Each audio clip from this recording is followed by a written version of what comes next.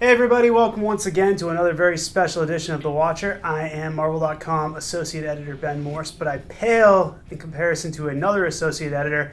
My special guest today, Lauren Sankovitch, the most morally upstanding and regal of all the employees here at Marvel. She has to be because she works on Captain America. Yes, I do. Yes, I do. You do. And Lauren, lots been going on with Captain America lately. We went into Fear itself with one Captain America, Bucky Barnes. We came out of Fear itself with another Captain America, the original Captain America, Steve Rogers. The one and only. Get us up to speed. What happened there, and what's the status quo right now? So, in the course of Fear itself, Bucky Barnes unfortunately was killed in action. As a result of that, Steve Rogers really had to weigh his options. Say, you know what, the world needs a Captain America, and my best friend who came back, who was the Winter Soldier, and then actually we reconnected. I brought him back from the brink, and he became Captain America in his own right. I've lost him once again. It's a huge loss, a huge burden for Cap to again carry around with him. And so, because of this glaring deficit, he had to put the mantle back on. He had to jump back in there and be Captain America once again. And so now he's back in action, and back in his own book as Cap, actually. So there we have it. Cap. Steve Rogers, original Captain America. Steve Rogers, original Captain America, back in the saddle, back in the cowl. Where's the cowl, correct? It's actually a cowl. All yeah. right. But it sort of goes like a little hoodie. Like you can take it off, put it on. Yeah. Take it off, put it on. Passion for fashion. But in his own title, Captain America, still written by Ed Brubaker. You guys are wrapping up the first arc with Steve back, which was illustrated by Steve McNiven. Yes. Then we've got Alan Davis coming in for a new arc. I want to talk a little bit about what's coming up in this second arc.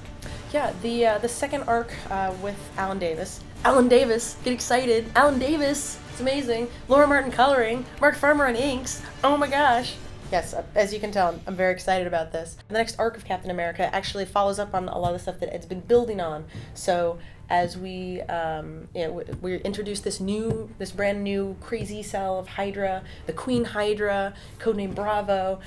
All of these people will have roles to play. And also, why has Baron Zemo been hanging around? I don't know. You're gonna find out. And now, in addition to his own book, Steve is also the co-star of Captain America and Bucky, which is also wrapping its first arc, coincidentally enough. Also written by Ed. Actually, co-written right now by Ed Brubaker and Mark Andreyko. Yeah, no, that's what I was going to say. I'm talking to you. You know what? Likely story. You presented it beautifully. I was going to say, co-written by Mark Andreyko, illustrated by Chris Samney. But that is also going to have a new arc where James Asmus comes in as the new co-writer and Francesco Francavilla comes in on art. So where's that? I mean, that's time jumping shenanigans. It's set in the 40s. It's set in today. What's going on with Captain America and Bucky? Well, basically, what we've got here is so James Asmus, who you may know from the Steve Rogers Super Soldier Annual and from Generation Hope. He's a new ongoing writer. If you haven't read it, you should totally pick it up. Nick Lowe plug. James is writing with Ed a really interesting story that is going back to the Bucky after Bucky Barnes, which is Fred Davis, who actually came.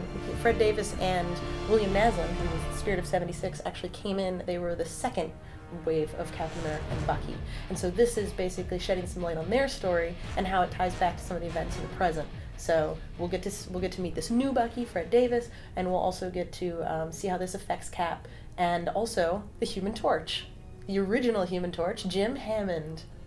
You know your stuff, Sankovitch. You're not just here, I'm pick not up a just paycheck. another pretty face. No, you're not just here to collect a paycheck. It's pretty impressive.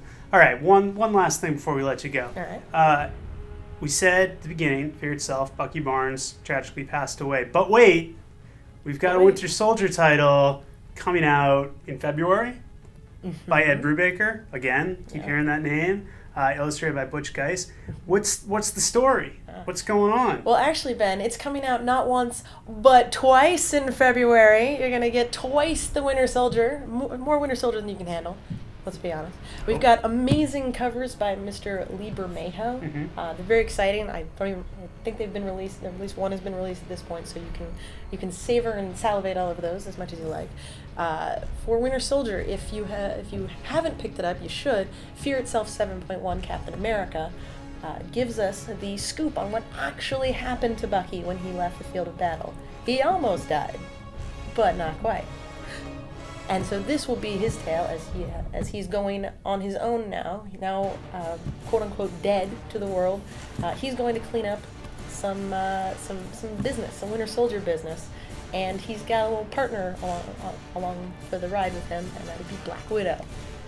So not only are you going to get some espionage with the Winter Soldier, we're going to have some Black Widow action as well.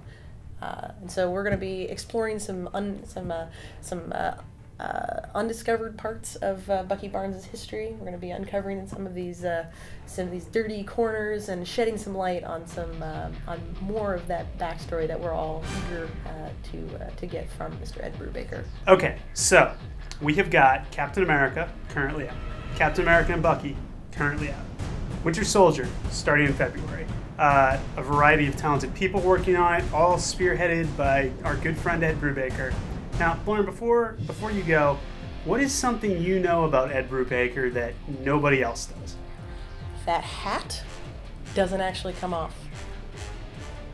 You're kidding me. Nope, born Never? with it. Born That's with incredible. It. Oh, That's well, you heard it here first. Ed Brubaker, born with and unable to remove his hat.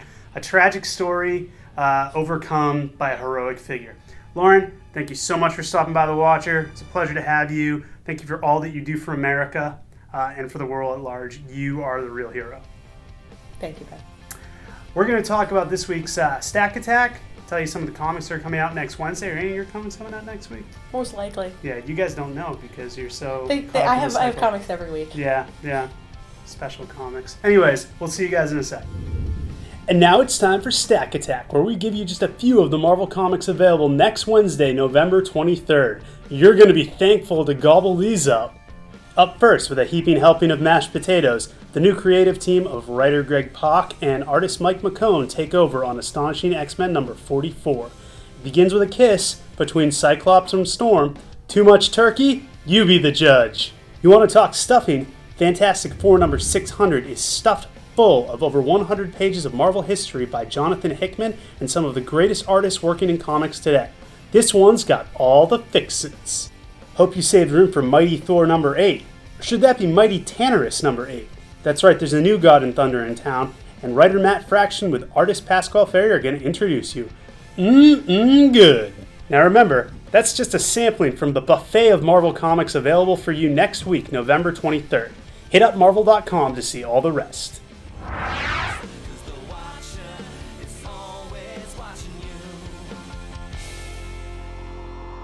Marvel, your universe.